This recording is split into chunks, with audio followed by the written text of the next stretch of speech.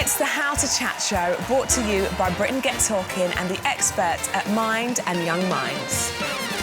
So here's the thing about sitting down to have a chat. Sometimes, no offence, Alex, it can be a little bit awkward. Not everyone likes to talk about their feelings or what's on their mind, especially if it's one of those tricky subjects, right? Yeah, I mean, in which case, the best way to talk is not to try. Do something else instead. Go for a walk together, take a drive to the shops. It's always just a little bit easier when it's not face-to-face, isn't it? But the truth is, sometimes it will always feel a bit awkward, no matter what you do. Luckily, there are some workarounds. They're fairly easy. So if you're not sure what to say, write it down in a letter.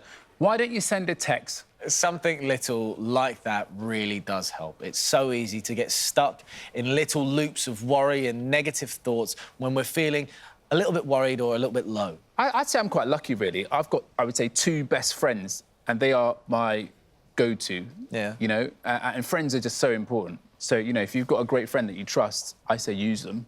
And I mean, look, you know, you're used to giving your thoughts, you know, daily to the whole of the UK, you know, live on television. But, I mean, how do you find is best for you to have those conversations with your friend? Is it through a text? Is it through a phone call? Is it meeting up in face-to-face? So me and my 2 best friends, we have this thing called tough love.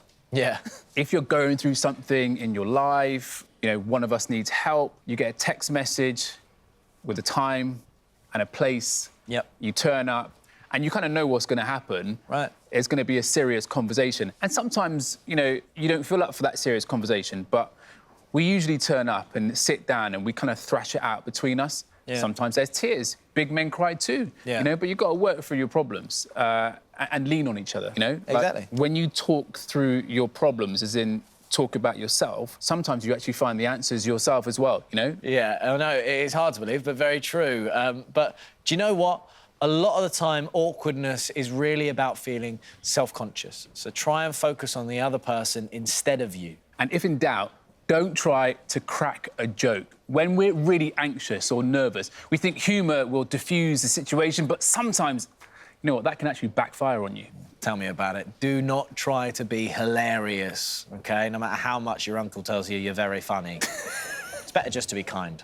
The trick is, don't try to be interesting. Just relax, you know, sit back and see where the conversation takes you. You never know. Yeah. Speaking of which, I think it is time to chat all things orcs with our next guest. Yeah, please welcome Sanjeev Bhaskar. Sanjeev, how are you doing today? You all right? I'm very good, thank you. How are the both of you? Yeah, we're doing all right. We're doing all right. We're having some fun in the studio. Listen, have you ever had one of those really awkward conversations? Yeah, awkward conversations are something that I think everyone has, don't they? What is the most awkward conversation that you can remember? I mean, honestly, Ro, there are so many. I mean, I remember when I was about 11, being caught at school with a girly mag.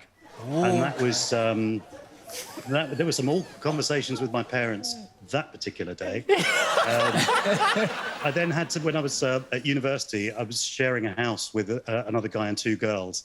And they said to me, you have to talk to the other bloke because he keeps weeing on the toilet seat. I mean, he doesn't put the toilet seat up.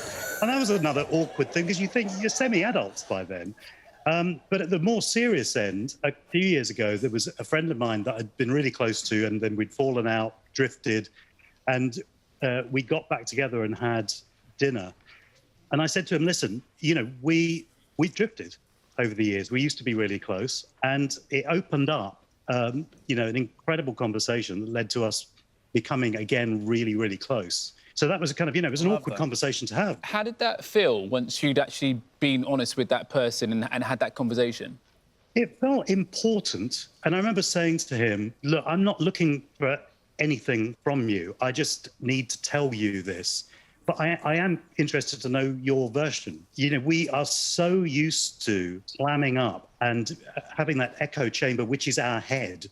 And so these things kind of just rotate around your head and they get louder and they get more insistent without any perspective. And the only way you can look at what's in your head from a different angle is by talking to someone.